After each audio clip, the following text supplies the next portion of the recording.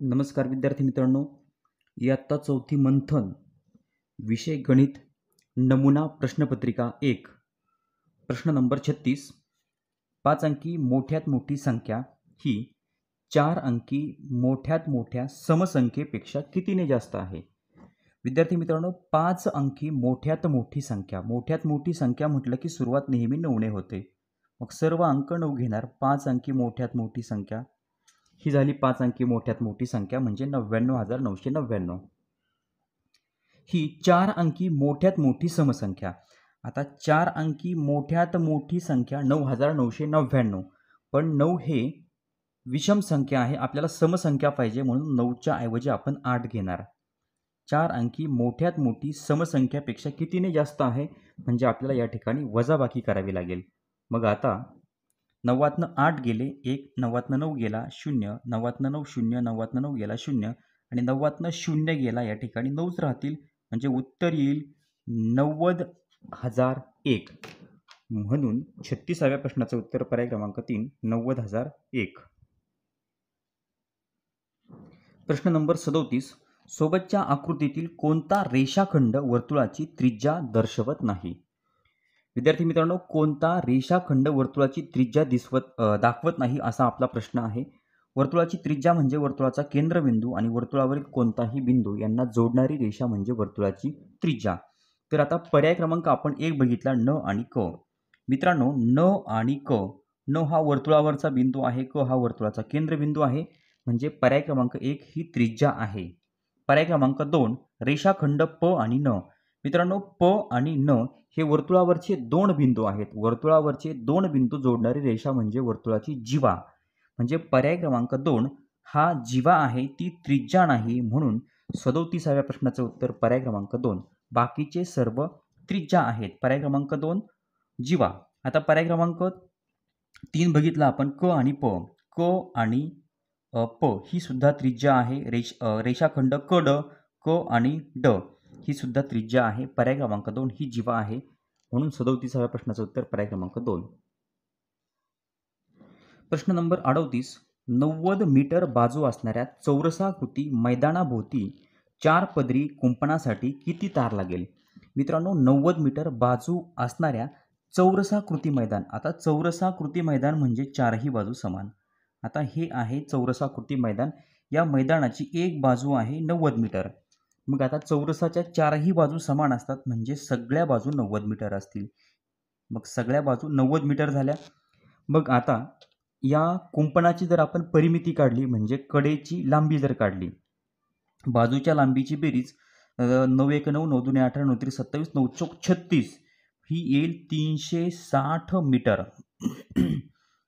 या चौरसाकृती मैदानाची परिमिती असेल 360 मीटर. म्हणजे एक पदरी तारेचं कुंपण करायचं असेल तर 360 मीटर एवढी तार लागेल. तर असं 4 पदरी कुंपण करायचं म्हटलं तर याला आपण काय करणार, गुणिले 4 करणार. 360 गुणिले 4 म्हणजे 4 पदरी कुंपणासाठी किती तार लागेल ते आपल्याला समजेल. 4 0 0, 4 सख 24 हातचे आले, 2 4 त्रिक 12, 13 आणि 14 म्हणजे आपलं उत्तर आलं 1440 मीटर एवढी तार लागेल. म्हणून 38व्या प्रश्नाचं उत्तर पर्याय क्रमांक 3 1440 मीटर. प्रश्न नंबर 39 खालील आकृतीमधील रेखांकित भाग दर्शविणाऱ्या अपूर्णांकाची बेरीज किती? या 2 आकृत्या दिल्यात, त्या आकृत्यामध्ये रेखांकित भाग किती आहे त्याची आपल्याला बेरीज करायची. आता आपण पहिली आकृती बघितली तर पहिल्या आकृतीमध्ये एकूण 1 2 3 4 5 6 7 8 आकृतीचे एकूण 8 भाग आहेत. तर 8 पैकी रेखांकित भाग आहेत 2, 8 पैकी 2 भाग रंगवलेले आहेत.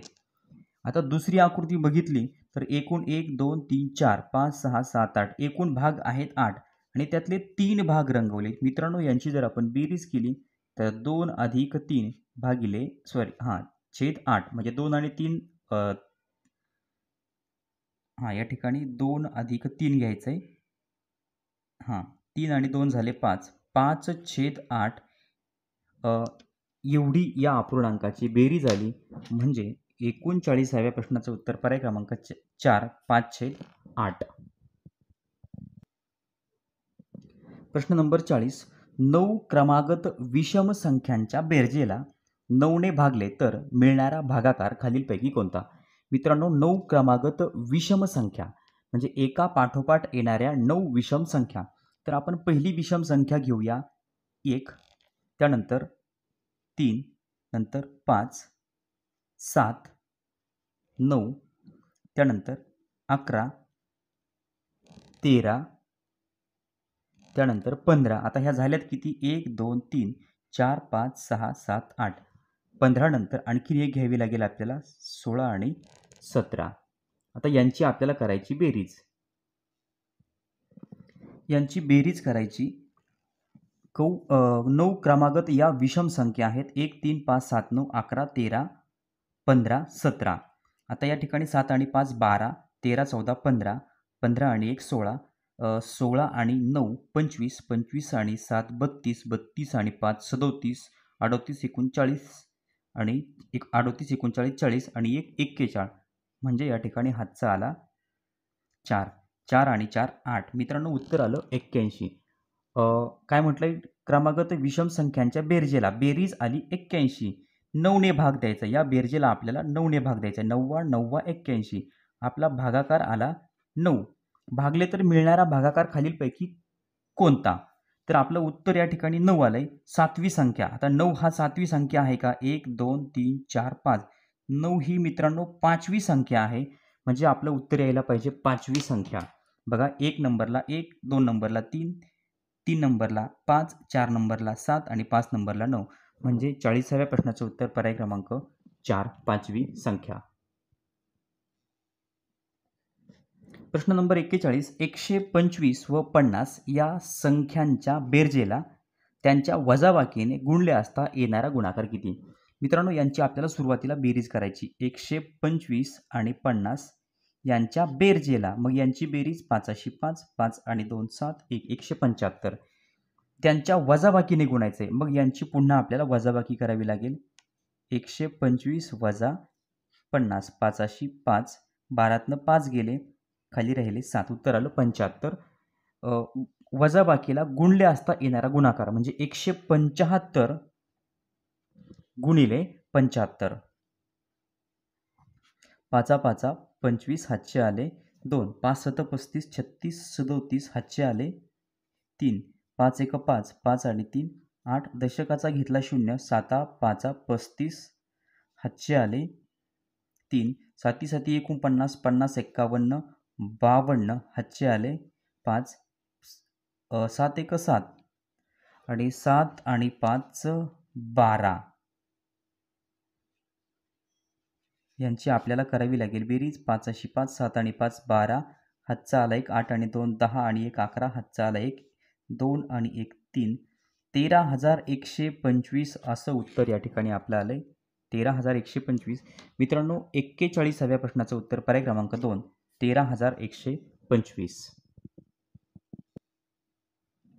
प्रश्न 42. खालील अपूर्णांक उतरत्या क्रमाने लिहिला असता चौथ्या क्रमांकावर येणाऱ्या अपूर्णांकाचा अंश किती येईल? आता हे सगळे अपूर्णांक आपल्याला उतरत्या क्रमाने लिहायचे आहेत मित्रांनो.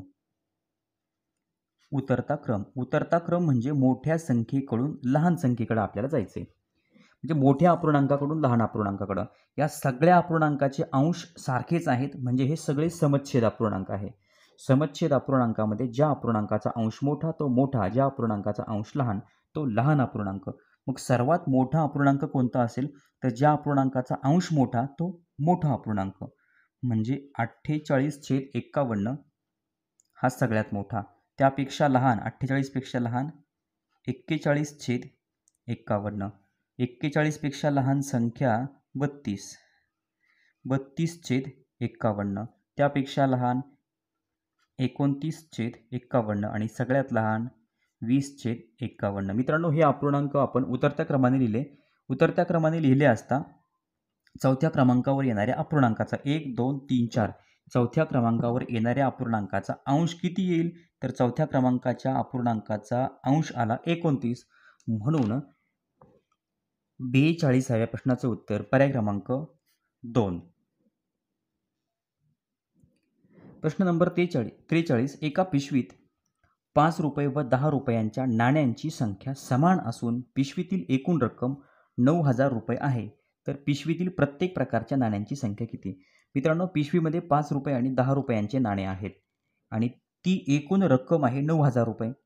तर नाण्यांची संख्या समान आहे, तर 5 रुपयाचे नाणे किती आणि 10 रुपयाचे नाणे किती?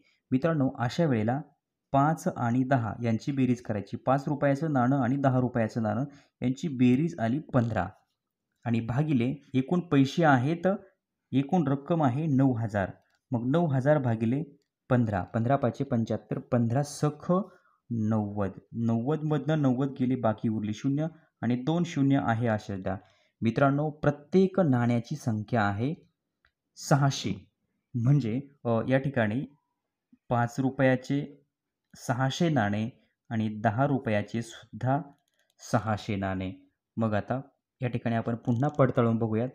10 रुपयाचे 600 नाणे म्हणजे 600 आहे असेच लिहिणार आणि 10 वरचा 1 शून्य म्हणजे 6,000 आणि 5 सक 30 म्हणजे हे झाले 3,000 रुपये. 3,000 रुपयाचे म्हणजे 5 रुपयाचे नाणे म्हणजे 3,000 रुपये, 10 रुपयाचे 600 नाणे म्हणजे 6,000 रुपये, असे एकूण मिळून झाले 9,000. तर आपल्याला उत्तर पाहिजे होतं नाण्यांची संख्या 5 रुपयाचे 600 नाणे आणि 10 रुपयाचे 600 नाणे. म्हणून 43व्या प्रश्नाचं उत्तर पर्याय क्रमांक 3 600. प्रश्न नंबर 44. खालीलपैकी कोणते विधान सत्य आहे? सत्य म्हणजे बरोबर. कोणतं विधान बरोबर आहे? पर्याय क्रमांक 1. 1 किलोमीटरचा पाव भाग म्हणजे 250 मीटर. मित्रांनो, 1 किलोमीटर म्हणजे 1000 मीटर. मग पाव किलोमीटर म्हणजे 250 मीटर. हे विधान बरोबर आहे. पर्याय क्रमांक 2. पाऊण किलोग्रॅम म्हणजे 750 ग्रॅम. 1 किलोग्रॅम म्हणजे 1000 ग्रॅम. पाऊण किलोग्रॅम म्हणजे 750 ग्रॅम. बरोबर. आता पर्याय क्रमांक 3. अर्धा लिटर म्हणजे 50 मिलीलिटर होय. मित्रांनो, अर्धा लिटर म्हणजे 500 मिलीलिटर, म्हणजे पर्याय क्रमांक 3 हा चुकीचा आहे. मग आता ए आणि बी बरोबर आहे, म्हणजे 44व्या प्रश्नाचं उत्तर पर्याय क्रमांक ए आणि बी सत्य आहे. प्रश्न नंबर 45. परवेज आपल्या पगारातील 2/9 भाग बचत करतो, 1/9 भाग घराच्या कर्जाचा हप्ता भरतो, उरलेला पगार स्वतःच्या खर्चासाठी राखून ठेवतो. तर तो त्याच्या पगाराचा कितवा भाग स्वतःच्या खर्चासाठी राखून ठेवतो? मित्रांनो, परवेज हे मुलाचं नाव आहे. परवेज आपल्या पगारातील 2/9 भाग, बघा, 2/9 भाग बचत करतो, एवढी त्याची सेविंग आहे. 1/9 भाग कर्जाचा हप्ता भरतो, 1/9 भाग कर्जाचा हप्ता भरतो. मग आता हे दोन्ही मिळून किती झाले? तर या ठिकाणी छेद सारखा आहे, म्हणजे अंशाची बेरीज होईल, म्हणजे 2 + 1/9 बरोबर 3/9. मित्रांनो, एवढा तो बचत आणि कर्जाच्या हप्त्यासाठी एवढा पगार वापरतो. 3/9 म्हणजे एकूण 9 पगार आहे, त्यातला 3 भाग तो यासाठी वापरतो. उरलेला पगार स्वतःच्या खर्चासाठी. मग 9 मधले किती भाग उरले?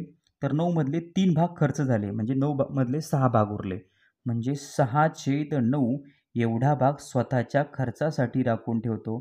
म्हणजेच या ठिकाणी 6/9 हे आपलं उत्तर असेल. म्हणजे 45व्या प्रश्नाचं उत्तर पर्याय क्रमांक 1 6/9 भाग स्वतःच्या खर्चासाठी राखून ठेवतो.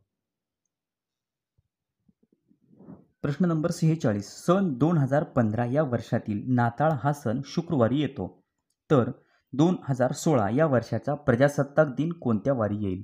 मित्रांनो, प्रजासत्ताक दिन म्हणजे 26 जानेवारी. आता 2015 डिसेंबर महिना, वार आहे शुक्रवार, तारीख आहे 25.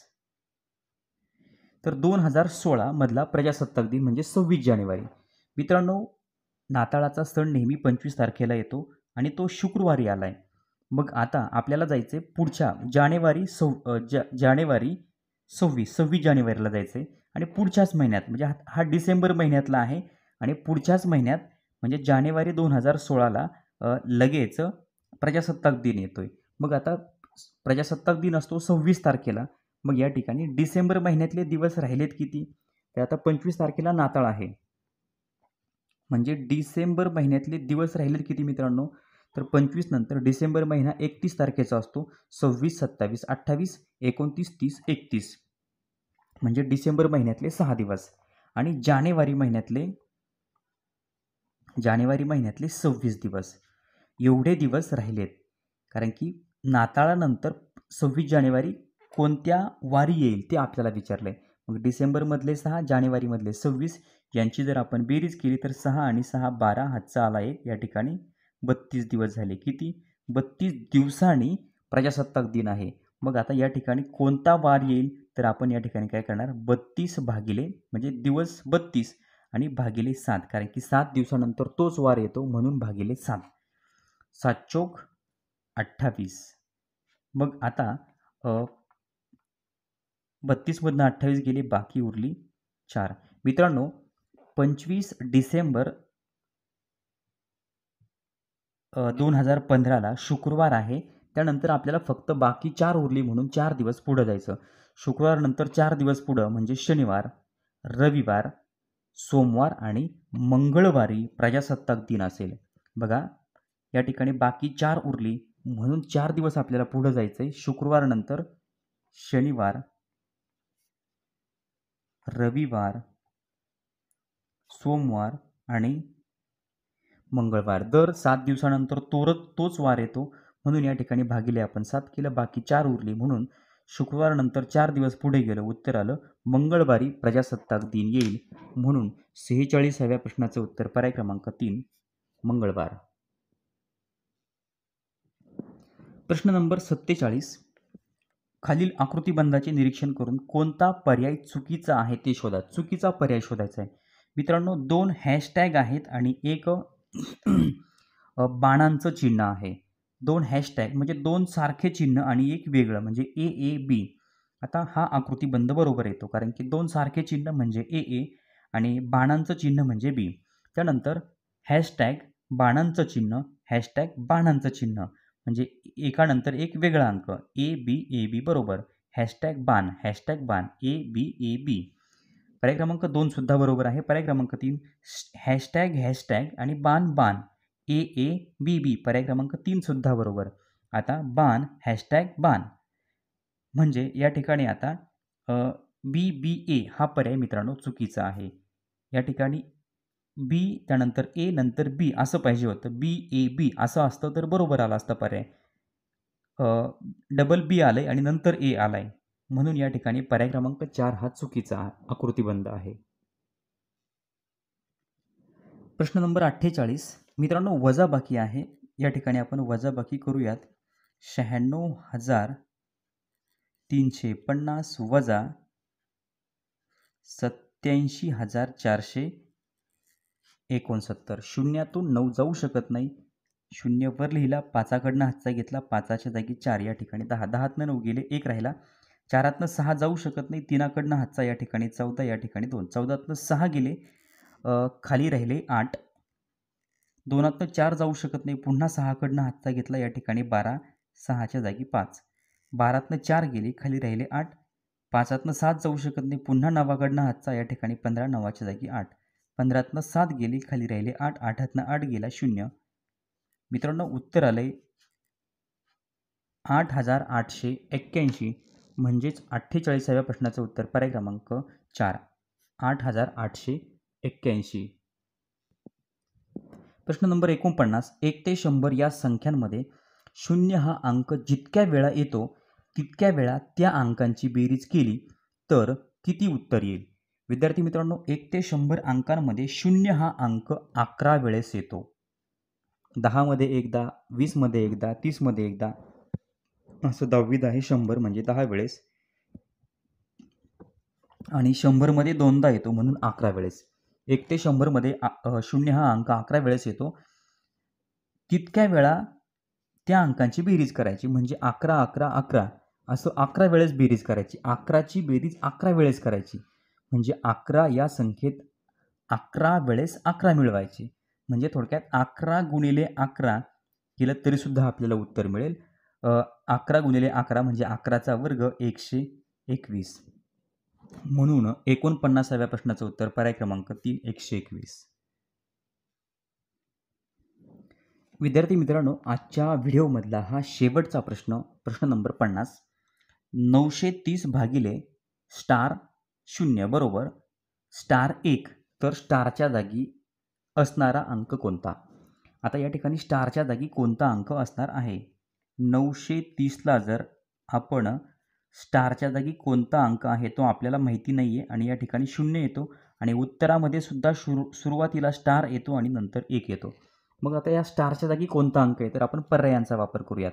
मित्रांनो, 930ला आपण या ठिकाणी ह्या स्टारच्या जागी जर आपण 0 घेतला, म्हणजे पर्याय क्रमांक आपण 1 जर घेतला, 930 भागिले स्टारच्या जागी जर आपण 0 या ठिकाणी 0 म्हणजे पुढे पण 0च आहे. म्हणजे 930ला जर 0ने भागलं तर उत्तर 0च येणार आहे. मग उत्तर 0 नाही आहे, उत्तरामध्ये शेवटी 1 आहे, म्हणून पर्याय क्रमांक 1 चुकीचा. आता पर्याय क्रमांक आपण जर 2 घेतला, तर या ठिकाणी पर्याय क्रमांक 2 नुसार आपल्याला भागाकार करावा लागेल. 930 भागिले, आता या ठिकाणी स्टारच्या जागी आपल्याला 9 घ्यायचा आहे, म्हणजे 9 आणि त्यानंतर पुढे 0 आहे.